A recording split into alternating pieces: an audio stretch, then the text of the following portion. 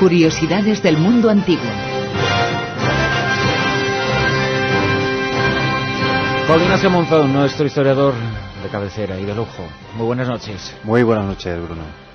Hoy hablamos de un personaje, lo tenemos divinizado, idealizado, lo tenemos en lo alto de aquello casi que él construyó, y sin embargo podría haber sido un tirano, o fue un tirano, o eso decía de él Heródoto.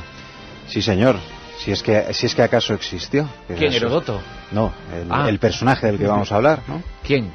El señor Keops, el faraón, el de la pirámide. El de la pirámide, el de la gran pirámide, sobre el que de tantas dudas hay, y sin embargo, bueno, y probablemente por eso se ha prestado a tanta manipulación. Me gustaría pensar manipulación bien intencionada. Pero su cuerpo está dentro de la pirámide, ¿no? No. ¿Ah, no? No se encontró. Su tumba, evidentemente, no era nada discreta. Estamos hablando del edificio más alto del mundo durante siglos y milenios. Como digo, 105, ya lo dijimos la semana pasada, casi 150 metros, ni siquiera el Coliseo. Y el Coliseo fue la estructura más alta de Europa durante 1000 años. Fíjate. Bueno, durante 1000 o 2000 años. Es decir, hasta la construcción de las catedrales góticas, realmente no había nada más alto en Europa. En Egipto ya estamos teniendo algo mucho más grande. Y de 1000 años antes. Y de muy anterior. Estamos hablando del siglo XXVI, claro, antes de Cristo. Sí, de 1000 años antes, de 1000 prácticamente. Entonces, como no era nada discreto, y esta gente no se enterraba simplemente con un sudario, como en otras culturas, por ejemplo, pues su tumba fue saqueada y violada. Sí hay un sarcófago, hay un gran sarcófago de piedra. Y eso es lo que ha llevado a muchos a dudar incluso de la existencia de Keops. Y de las propias pirámides como tumbas. Como tumbas, exacto. Que es verdad que no eran meras tumbas, eran complejos. Eran complejos para adorar al faraón, entre comillas. La verdad es que es una cosa mucho más compleja, rendir culto, porque los egipcios tenían la mala suerte de que ellos creían que uno viviría en la otra vida mientras se le adorase en esta. Si se destroza la momia, si se interrumpe el culto, es posible que esa persona en el más allá desaparezca. Con lo cual uno está obligado a tener su templo de la pirámide, como existía en el caso de Keops, y su templo del valle, toda una serie de infraestructuras y una serie de riquezas que llamaron pues a los saqueadores, y en los momentos pues de problemas en Egipto, pues las grandes pirámides fueron saqueadas. Yo creo que no se ha conservado ninguna intacta.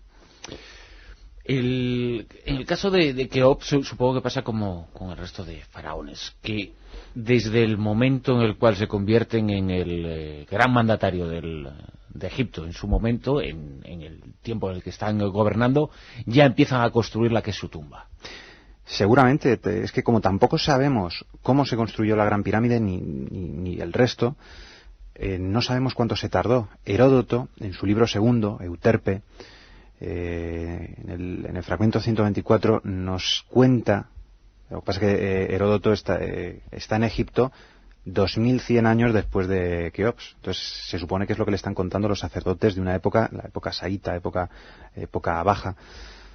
Lo que le dicen es que primero se construye una gran calzada que dura la construcción 10 años. La pirámide en sí misma se tarda unos 20 años. Y eso con grupos de trabajadores de 100.000 por turno, turnos de varios meses. Pues caray. Sí, caray. 100.000. Eso sí que es tardar, ¿no?, en cuanto a obras. Tampoco sabemos exactamente cuánto dura el reinado de este hombre. Sabemos tan poquitas cosas. ¿Qué es lo que podemos decir? Más o menos su nacimiento, su muerte, su edad, sus logros, si los hubo, las imágenes que han quedado de él, porque de los faraones, de muchos de ellos tenemos imágenes que han quedado para la posteridad, pero Keops es una excepción, ¿no? Eso es lo que ha llamado muchísimo la atención. De Zoser, por ejemplo, hay una magnífica escultura sedente, enorme, que se encontraba en el Sedap, que es una parte de su complejo. Pero es que de Keops nada. De Keops solamente en Abidos, una región del Alto Egipto consagrada a Osiris, se encontró hace ya muchos años, una pequeña estatua de 6-7 centímetros de altura. Una estatua sedente, una estatua muy pequeña, una estatua que además no está bien conservada. Sí sabemos que es de Keops. Hay algún otro resto escultórico que se cree que podría ser de la cuarta dinastía y quizá de Keops, pero es que no hay grandes cosas. Es bastante triste. Seguramente porque muchas de sus piezas fueron completamente reutilizadas. Keops marca, y lo sabemos, no solo por su construcción, sino por toda una serie de ascripciones, por ejemplo el papiro Huéscar, o una serie o menciones en otros puntos de Egipto, que llevó a Egipto probablemente a su máximo esplendor. Sabemos que hubo, por lo menos durante la cuarta dinastía, que es donde pertenece este hombre, y vivió en el siglo XXVI antes de la era, una serie de campañas hacia el Sinaí, unas campañas contra los libios, campañas contra los nubios. Egipto es grande, Egipto es fuerte, abre rutas de comunicación y de comercio. Egipto recibe tributos, pero evidentemente todo imperio llega a su declive. Y a su declive, seguramente, como digo, muchas de sus piezas tuvieron que ser reaprovechadas, y seguramente sus esculturas también. Es también muy curioso lo que decías antes de Heródoto. Heródoto sí le califica como un auténtico tirano. Estaba ahora pensando precisamente en eso, ¿no? ¿Por qué le decía que era un tirano? ¿En función de qué?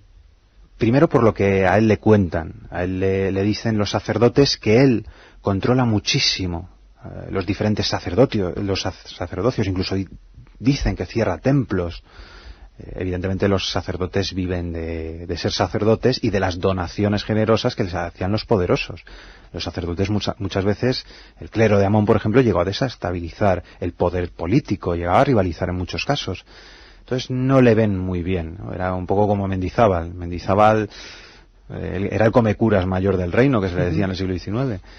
También es verdad que crea una obra, que en eso se ha acuñado el término, ¿no? Obra faraónica, esa gran pirámide. ¿Cómo se construyó? Se construyó sin esclavos, o con muy pocos esclavos. Fue el mismo pueblo egipcio, pero claro, desde la visión de una especie de un voluntariado especial, ¿no? Voluntariado forzoso, casi podríamos decir. Especial. Pero no era esclavitud, exactamente. No era esclavitud. Era una prestación que tenían que hacer. Era el servicio militar de entonces. Exacto. Era como los impuestos, pues había que pagarlo con recursos y con tiempo, con mano de obra. Pero desde el punto de vista de un griego que está en una época ya de democracia, que un solo hombre disfrute de todo ese poder, pues no le deja en muy buen lugar. Y eso que el término tirano en griego no siempre es malo, existen los buenos tiranos. Pero bueno, digamos que ahí estaría cometiendo quizá para los griegos hibris, desmesura. Está haciendo que su gente sude sudor y sangre para construirse lo que para él es una tumba, y una tumba absolutamente gigantesca, evidentemente llena de riquezas en su día. El otro día hablábamos del arquitecto Imhotep. ¿A quién buscó y quién fue el elegido por parte de Keops para erigir su pirámide? Pues a otro arquitecto de lo que se nos ha conservado el nombre. También es verdad que era pariente de Keops, seguramente un sobrino suyo, que fue Gemiunu. O sea que además de tirano, tráfico de influencias. Sí, es que lo bueno de este hombre es que probablemente lo que hizo fue coger un título, una gran magistratura que era Shati, como gran visir, un canciller, la mano derecha, como era Imhotep en su día, y vincularla a su familia. Es decir, tu canciller va a ser o tu primo, o tu sobrino, o tu hermano. Va a ser alguien de tu familia, porque si tú cubres, o esa es la mentalidad, todo el escalafón de la burocracia con gente de tu misma sangre, no te van a atacar. No siempre se cumple, pero bueno, es la creencia. Entonces, él tiene su visir, que es igual que Imhotep, y este visir se convierte en el arquitecto, en el responsable de construir esa gran pirámide, que no es la primera pirámide perfecta, fue de su padre, de Snofru, pero sin embargo es la más grande, y fue la más grande durante toda la historia de Egipto. Durante esos 3000 años nadie volvió a hacer algo más grande que él. Y si desde algún lugar del universo alguien que nos venga a visitar busca un monumento, un objeto que sea identificativo de todo el planeta y que sea conocido en todo el planeta, pues seguramente seguiría eligiendo todavía la Gran Pirámide, ¿no? Aparte del Guggenheim de Bilbao, seguramente. También porque, como tú decías, es la gran maravilla que sigue en pie. También está al lado de dos grandes pirámides, y como digo, es algo que también es un mito todavía a día de hoy, porque todavía hay muchos misterios y no está todo claro. Él mismo, por ejemplo, o la misma pirámide, tuvo su propio nombre, Mer Ajet Jufu. el horizonte luminoso de Jufu. ¿Qué nos está queriendo decir eso? Que es, como tú dices, una pirámide hacia el cielo, es un rayo de sol petrificado. ¿Qué es? Es algo que probablemente nos desborda y que todavía nos queda como asignatura pendiente. Para Horizontes Luminosos, los que nos proporcionen temas históricos, Ignacio Monzón en esta sección. Curiosidades del mundo antiguo. Gracias. Muchísimas gracias a ti, Bruno. Muchas gracias.